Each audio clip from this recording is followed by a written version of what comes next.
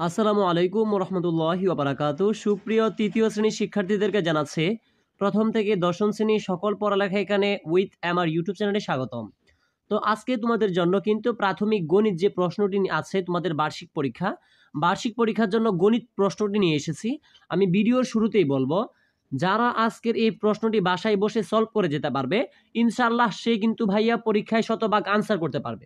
তো শর্ত কি, তোমাদেরকে অবশ্যই এই প্রশ্নটা বাসায় সলভ করে যেতে হবে, ঠিক আছে?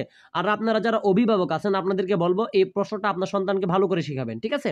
তো আমি ভিডিওটা শুরু করার আগে আমি একটা ছোট্ট অনুরোধ থাকবে, যারা আমার চ্যানেলে নতুন অবশ্যই একটি লাইক দিবেন এবং দেখেন ভিডিওটার নিচে ছোট করে লেখা আছে ইংলিশে সাবস্ক্রাইব, এখানে একটা ক্লিক করেন তাহলেই চ্যানেলটি সাবস্ক্রাইব হয়ে যাবে।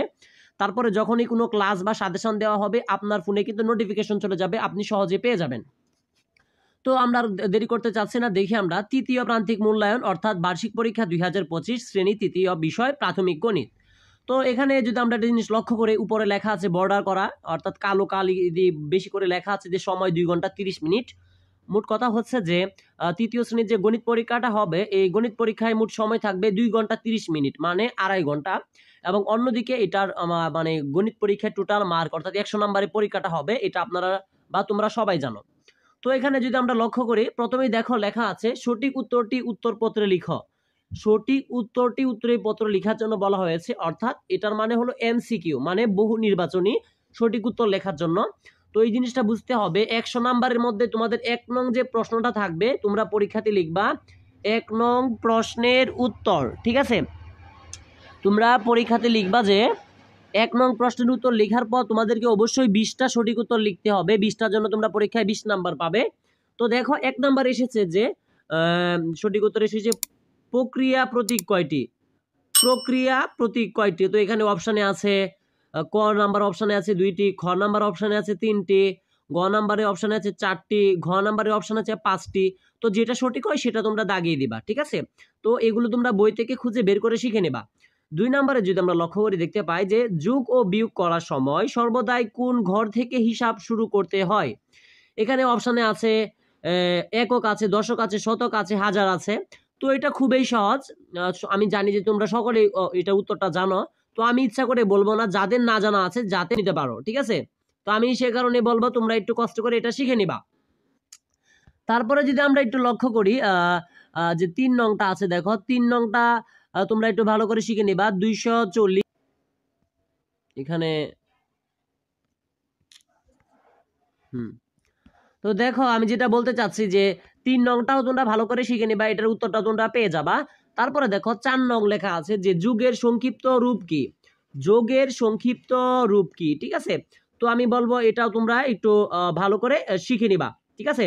এখানে আছে বিয়োগ, গুণ, ভাগ, যোগ। তো তোমরা এটা বই থেকে খুঁজে নিবা। আমি পারলে সবগুলোর উত্তর বলে দিতে পারতাম, তো আমি উত্তরগুলো বলবো না, কারণ আমি যদি উত্তরগুলো তোমাদেরকে বলে দেই তাহলে তোমরা কিন্তু পরীক্ষার সেরা একটা প্রস্তুতি নিতে পারবা না। তো আমার এই প্রশ্ন অনুযায়ী যদি তোমরা পরীক্ষায় জন্য পড়ে যেতে পারো বাসা থেকে এবং প্রশ্নটা সলভ করতে পারো, তুমি কিন্তু পরীক্ষায় শতভাগ আনসার করতে পারবা। 5 নম্বর দেখো ভাগ হচ্ছে একই সংখ্যা বারবার। তো এটা দেখবা। 6 নম্বর এসেছে একটি কলমের মূল্য 20 টাকা হলে 5টি কলমের মূল্য কত? খুবই সহজ একটা প্রশ্ন, সকলে পারবা এটাও। 7 নাম্বার দেখো অর্ধেকের ভগ্নাংশের প্রকাশ করলে নিচের কোনটি হবে? তো এটাও খুবই সহজ, তোমরা পারো আমি আশা করি। 8 নাম্বার দেখো হর 4 লব 3 হলে ভগ্নাংশটি কত হবে? এবং 9 নম্বরে দেখো নিচের কোনটি 3/2 এর সমতুল্য ভগ্নাংশ, ঠিক আছে? তো এটা তোমাদের যেটা জানো এটা তোমরা দিবা, ঠিক আছে? তো 10 নাম্বারটা তোমরা খুব সহজে পারবা, আমি আশা করি যে এটিগুলো তোমরা বুঝতে পেরেছো। তাছাড়াও যদি তোমাদের কোনো প্রশ্ন থেকে থাকে তো আমার এই ভিডিও ডিসক্রিপশন বক্সে হোয়াটসঅ্যাপ নাম্বার দেওয়া থাকবে, তোমরা যোগাযোগ করতে পারো। তারপর দেখো 11 নাম্বার এসেছে যে এটাও খুব সহজ একটা প্রশ্ন, 1 টাকা সমান সমান কত পয়সা? ঠিক আছে, খুবই সহজ একটা প্রশ্ন। আমরা জানি যে 1 টাকা সমান সমান কত পয়সা। তো আমি উত্তরটা বলবো না, আমি আগে বলেছি এখানে আছে 50, 25, 100, 1000। তো এটা সকলেই জানো, আমি উত্তরটা বলবো না, যাদের জানা নেই তোমরা খুঁজে বের করে নেবা। 12 নম্বর দেখো বাংলাদেশে প্রচলিত নোটের সংখ্যা কতটি? 10টি আছে, 9টি আছে, 8টি আছে, 7টি আছে। যেটা তোমাদের কাছে কারেক্ট মনে হবে সেটা দেখাবা বা তোমরা বই থেকে খুঁজে নিবা। 13 নম্বরটাও সহজ, 100 টাকার 5টি নোট কত টাকা হয়? খুবই একটা ইজি প্রশ্ন, তোমরা সকলেই পারবে এটাও। অপশনে আছে 200 টাকা, 500 টাকা, 105 টাকা, 400 টাকা। 14 নম্বরে এসেছে 1 ঘন্টা কত মিনিট। ভেরি ভেরি একটা মানে খুবই ইম্পর্টেন্ট একটা প্রশ্ন এবং খুবই সহজ।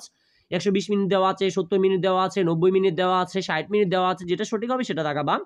15 নম্বরে এসেছে 1 কিলোমিটার সমান কত মিটার। এটাও ভেরি ভেরি সহজ, তোমরা দেখে নিবা এবং খুব গুরুত্বপূর্ণ। তারপর দেখো 16 নাম্বারটা দৈর্ঘ্য পরিমাপের একক কোনটি। মিটার আছে, লিটার আছে, গ্রাম আছে, কেজি আছে, যেটা সঠিক হবে সেটা দেখাবা। তারপরে লক্ষ্য করো যে 17 নাম্বার আছে 7কে টেলি চিহ্নে প্রকাশ করলে নিচের কোনটি হবে। তো এখানে যেগুলো আছে তোমরা এগুলো শিখে নিবা। 18 নাম্বার দেখো আদর্শ বাট খাড়া কয়টি, এটাও তোমরা শিখে নিবা বই থেকে বা তোমার শিক্ষকের কাছ থেকে বা তোমার আম্মু আব্বুর কাছ থেকে শিখে নিবা। 19 নাম্বারটা দেখো এক সমকোণ কত ডিগ্রি, তো এটাও শিখে নিবা। সর্বশেষ তোমাদের যে সঠিক উত্তরটা সেটা হচ্ছে একটি চতুর্ভুজের কয়টি বাহু থাকে। খুবই সহজ একটা, 3টি দেওয়া আছে, 4টি দেওয়া আছে, 6টি দেওয়া আছে, 8টি দেওয়া আছে। তো আমি 20 নাম্বারটা একটু বলে দিলাম, যেহেতু সর্বশেষ প্রশ্নটা আমি করলাম যে একটি চতুর্ভুজের কয়টি বাহু থাকে। তো তোমার মাথায় রাখতে হবে চতুর্ভুজ মানেই চো মানে কি 4, তার মানে কি 4টি হবে, ঠিক আছে। 4টি বাহু দ্বারা সীমাবদ্ধ আকৃতিকে চতুর্ভুজ বলে। তো আমি একটা শুধু বলে দিলাম আর কি 20 নাম্বারটা, বাকিগুলো আমি ইচ্ছা করে বলিনি যাতে তোমরা বাসায় প্র্যাকটিস করতে পারো এবং পরীক্ষার একটা ভালো প্রিপারেশন হয়। 2 নঙ্গে দেখো তোমাদের থাকবে শূন্যস্থান পূরণ করা যে কোনো 10টি, অর্থাৎ তোমাদের পরীক্ষাতে টোটাল শূন্যস্থান থাকবে, দেখি আমরা কতগুলো শূন্যস্থান থাকবে। হ্যাঁ, তোমাদের পরীক্ষাতে শূন্যস্থান থাকবে যে কোনো 10টি, না তোমাকে এখানে 10টিরই আনসার করতে হবে। এই 10টি একটু ভালো করে শিখে নেবা। দেখো 1 নম্বরে এসেছে যুগ পদ্ধতি সংখ্যার মান ড্যাশ পাই।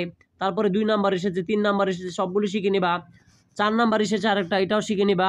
5 নাম্বার শিখে নিবা, 6 নাম্বার শিখে নিবা, 7 নাম্বার শিখে নিবা, 8 নাম্বার শিখে নিবা, ঠিক আছে।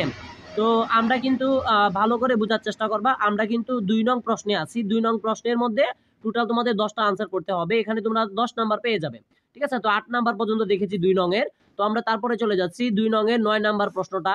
তারপর দেখো 10 নাম্বার প্রশ্নটা 2 নং এর, বর্গক্ষেত্রের প্রত্যেকটি কোণ ড্যাশ, ঠিক আছে। তো এগুলো শিখে নিবা। আমি ভিডিও শুরুতেই বলছি আমি উত্তরগুলো ইচ্ছে করে বলে দিচ্ছি না, যাতে করে তোমাদের পরীক্ষাটা মানে পরীক্ষার প্রিপারেশনটা ভালো হয়, সে কারণে। তো 3 নং এ তোমাদের পরীক্ষাতে খুবই মজার একটা বিষয়, তোমাদের সংক্ষিপ্ত প্রশ্ন থাকবে। এখানে তোমরা কিন্তু 10টার আনসার করতে পারলে 2 2 করে কিন্তু 20 নাম্বার পেয়ে যাবে। খুবই সহজ একটা প্রশ্ন এটা। তো আমি একটু প্রশ্নগুলো বলে দিচ্ছি, তোমরা একটু ভালো করে শিখে নিবা। 1 নম্বরে এসেছে ভাজ্য কাকে বলে। 2 নম্বরে এসেছে একটি কলমের দাম 8 টাকা হলে 4টি কলমের দাম কত। 3 নম্বরে এসেছে 1 ডজন কতটি। 4 নম্বরে এসেছে কতটি ভগ্নাংশ লেখ যার হর 5 ও লব 3 হবে। 5 নম্বর দেখো 2টি 50 পয়সার মুদ্রায় কত টাকা। 6 নাম্বার দেখো ওজন পরিমাপের একক কি। 7 নাম্বার সূক্ষ্মকোণ বলতে কি বোঝায়। 8 নাম্বার দেখো উপাত্ত বলতে কি বোঝায়। 9 নাম্বার দেখো 10 সংখ্যাটিকে টালি চিহ্নে নিয়ে প্রকাশ করো। 10 নাম্বারটা দেখো একদিনে ঘড়িতে 12টা বাজে কতবার। একদিনে ঘড়িতে 12টা বাজে কতবার। ইজি একটা প্রশ্ন, তো এগুলো শিখবা ইনশাল্লাহ। এগুলো থেকে তোমাদের পরীক্ষায় কমন থাকবে, এগুলো সবাই তোমরা শিখে নিবা। তারপরে দেখো 4 নং প্রশ্নটা যেটা আছে, দেখো যে 7 নং 8 নং 9 নং সহ যে কোনো 10টি সমস্যা সমাধান করো। অর্থাৎ তোমাদেরকে তারা একটা তোমাদেরকে মানে শর্ত দিয়ে দিয়েছে, তোমাদেরকে অবশ্যই 7 নংটা লিখতেই হবে, 8 নংটাও লিখতেই হবে, 9 নংটা সহ যে কোনো 10টি সমস্যা সমাধান করো। অর্থাৎ এখানে তোমাদের টোটাল 10টি প্রশ্ন আছে। আমি যদি তোমাদেরকে দেখাই, এই দেখো 4 নং এর জন্য এখানে দেখো তোমাদের টোটাল আমরা যদি একটু লক্ষ্য করি, এই যে 4 নং এর জন্য এই পৃষ্ঠার মধ্যে আছে 60টি, এবং দেখো ওই দিক দিয়েও কিন্তু আছে ভাইয়া আরো দেখো 10টি আছে। তো ঠিক আছে, তো 13 পর্যন্ত আছে, দেখো 8 থেকে শুরু করে 13 পর্যন্ত আছে। তো এখানে তোমাদের যেহেতু সত্যটা দিয়ে দিয়েছে, তোমাদেরকে একটু মাথায় রাখতে হবে। সত্যটা হচ্ছে যে তোমাদেরকে অবশ্যই বুঝতে হবে, এখানে তারা বলে দিয়েছে 4 নং এ তোমাদের 4 নং প্রশ্নে শর্ত দিয়ে দিচ্ছে 7 8 9 নং সহ যে কোনো 10টি সমস্যার সমাধান করো। অর্থাৎ 10টি সমাধান করতে পারলে দেখো 5 গুণ 10 তোমরা সর্বশেষ এই 50 নাম্বার কিন্তু পেয়ে যাবে।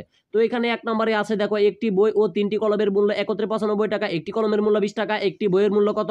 তারপরে দেখো 2 নম্বরে এসেছে বন্যায় ক্ষতিগ্রস্তদের সাহায্যের জন্য 40 জন শিক্ষার্থীর প্রত্যেক 80 টাকা করে দেয় এবং মোট টাকা 10 জনের মধ্যে সমানভাবে ভাগ করে দেওয়া হয়, প্রত্যেকে কত টাকা করে পাবে, ঠিক আছে। তারপরে দেখো 3 নম্বরে যেহেতু তোমাদের 10টার আনসার করতে হবে, প্রত্যেকটা প্রশ্নের জন্য তোমরা 5 নাম্বার করে পাবে। তো টোটাল এখানে 50 নাম্বার হচ্ছে। তো আমি প্রশ্নগুলো শুধু বলে দিচ্ছি, তোমরা একটু ভালো করে পড়ে নিবা। তারপরে দেখো রেজার বাড়ি বিদ্যালয় থেকে 10 ভাগের 5 কিলোমিটার পশ্চিমে এবং মিনার বাড়ি 10 ভাগের 3 কিলোমিটার পূর্বে অবস্থিত। রেজার বাড়ি থেকে মিনার বাড়ির দূরত্ব কত।